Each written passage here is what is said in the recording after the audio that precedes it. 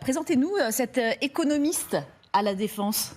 Andreï Belousov, Anne, 65 ans, économiste de formation, oui.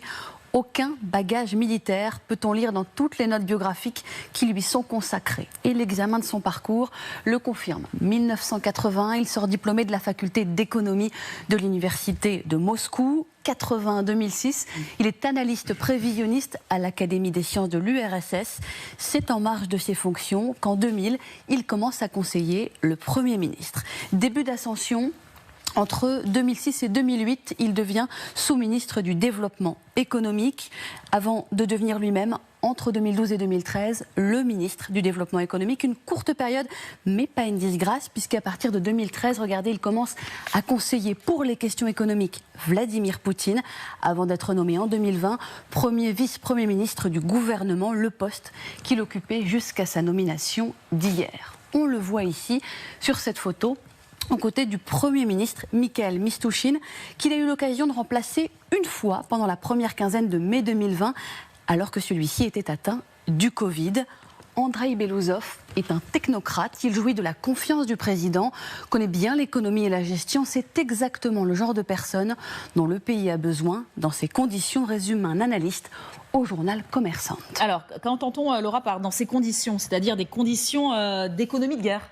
C'est ainsi que le Kremlin lui-même justifie cette nomination. Regardez, écoutez les mots de Dimitri Peskov, son porte-parole.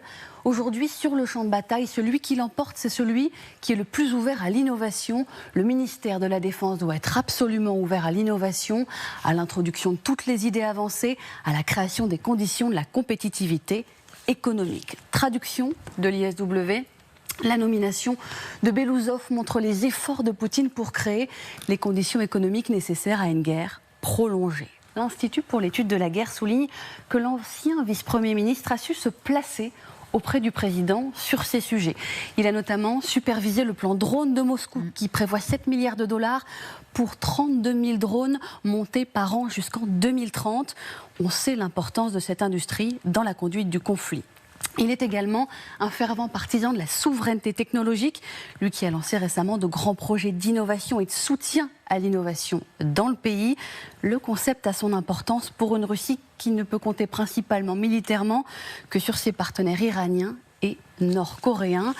Enfin, plusieurs sources soulignent que Vladimir Poutine compterait sur Belousov pour assainir un ministère, semble-t-il, gangréné par la corruption. Souvenez-vous, en avril dernier, l'arrestation de Timur Ivanov, le vice-ministre de la Défense, pour des pots de vin à grande échelle. Les commentateurs y avaient vu le signe que le vent allait tourner pour Sergueï Shoïgu. Belousov aussi avait peut-être ressenti le vent tourner, mais en sa faveur, comme pourrait l'indiquer cette photographie, vous voyez, prise le 7 mai dernier lors de l'investiture du président réélu, et où il paraît très heureux. Merci beaucoup, Laura. Avant de vous entendre, nos experts en plateau, bien évidemment, on va retourner voir Jérôme Garot à Donetsk, dans la partie occupée par les Russes. Jérôme, quel sera le rôle de ce Belousov là, qui communiquait, et Laura l'a rappelé, sur les livraisons de drones récemment, 32 000 drones d'ici 2030, principalement assurer l'effort économique de guerre, l'effort économique militaire? Alors Vladimir Poutine est convaincu que ce conflit peut encore durer des années, pas 1 an ou 2 ans, vraiment plusieurs années, et il pense que c'est la production militaire industrielle qui va faire la différence. Donc c'est pour cette raison qu'il a nommé Belousov à la tête du ministère de la Défense. Il a besoin non pas d'un tacticien, ça c'est le rôle de son état-major, il a besoin de quelqu'un pour assurer l'intendance de l'armée russe, être sûr que l'armée russe ne manque de rien, munitions, carburant, blindés, etc. Et ce Belousov, c'est un mathématicien, un économiste, un technocrate réputé compétent et imaginatif. C'est lui, avec d'autres hommes, qui a participé à élaborer les contournements des sanctions occidentales avec un certain succès. Donc c'était l'homme dont avait besoin Vladimir Poutine. D'autant plus que Sergueï Shoïgu a été exfiltré aussi parce qu'il y a dans ce ministère de la Défense des scandales de corruption. Je vous rappelle quand même que le ministre adjoint de Shoïgu, Timur Ivanov, a été arrêté il y a 15 jours avec des soupçons de corruption, des histoires de pots de vin versés. C'est assez sérieux, il risque vraiment la prison. Et donc voilà, il y a toujours ces soupçons d'avoir des personnes dans ce ministère qui mettent un petit peu la main dans la caisse. Et c'est une guerre qui coûte extrêmement cher à Vladimir Poutine. Il a besoin que chaque rouble soit correctement dépensé. Et c'est pour ça qu'il a donc nommé un technocrate, pour essayer de remettre un petit peu d'ordre là-dedans. Un grand merci à Jérôme Garraud. Catherine, c'est principalement pour relancer l'économie de guerre, c'est pas seulement pour donner peut-être un signal pour éviter à l'avenir la corruption, parce que la corruption, et Galia Ackerman le disait, ça a été tout le temps en Russie, je vois pas pourquoi ça serait justement que cette raison-là. C'est vraiment pour se projeter dans le temps long, comme le disait Jérôme. La corruption, c'est aussi comme en Ukraine, hein, c'est un problème endémique. Ça sert aussi justement à faire partir ceux dont on ne veut plus. On les accuse de corruption et c'est suffisamment une tâche noire sur un CV pour que les gens justement soient exfiltrés. Mais ce qui est intéressant, c'est que Dmitri Peskov, le porte-parole du Kremlin, a bien insisté sur le fait qu'il était, ce nouveau ministre de la Défense, très concentré sur tout ce qui concerne les innovations. Ouais. Et donc évidemment, dans cette économie de guerre, c'est absolument fondamental. Et souvenez-vous, c'est comme en écho de la fameuse interview du général Zaloujny, qui était le chef d'état-major ukrainien, qui en novembre disait: c'est celui qui va découvrir une arme comparable. Vous vous rappelez ? Il appelait au sursaut technologique. Il disait une arme comparable à la découverte de la poudre par les Chinois à l'époque, qui permettra de gagner la guerre. Donc ça veut dire que, effectivement, Vladimir Poutine, il considère que maintenant il faut non seulement être en économie de guerre, mais qu'il faut aussi qu'il y ait des découvertes dans le domaine de l'armement qui permettent sur le terrain d'aller plus fort, plus vite, pour cette victoire qu'il appelle de ses voeux vis-à-vis de l'Ukraine.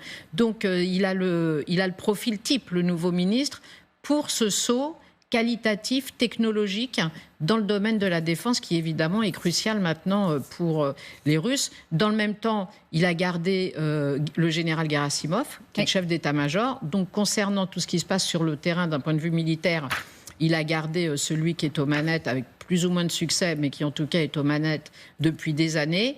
Et il va on y reviendra parce qu'il y a une politologue russe qui dit, Tatiana Stanovaya ce matin, ça serait intéressant de voir dans les jours qui viennent ce que va devenir Gerasimov. Peut-être qu'il y aura aussi du changement de ce côté-là. Qu'il va être renforcé justement puisque ce n'est plus un militaire désormais à la tête du ministère de la Défense russe. Mais en tout cas, le message, c'est que Vladimir Poutine a décidé d'accélérer sur tout ce qui concerne l'innovation dans le domaine militaire. Gallagher, on veut donner un coup de neuf, de hype à ce ministère, moderniser ce ministère de la Défense pour évoquer ce sursaut technologique, par exemple, dont on parlait avec Catherine. Je crois que Belousov, plusieurs choses. D'abord, et ça a été très bien expliqué par Laura dans sa présentation, c'est la vraie technocratie du Kremlin. Et donc, il va faire la jonction entre les univers politiques, économiques et militaires.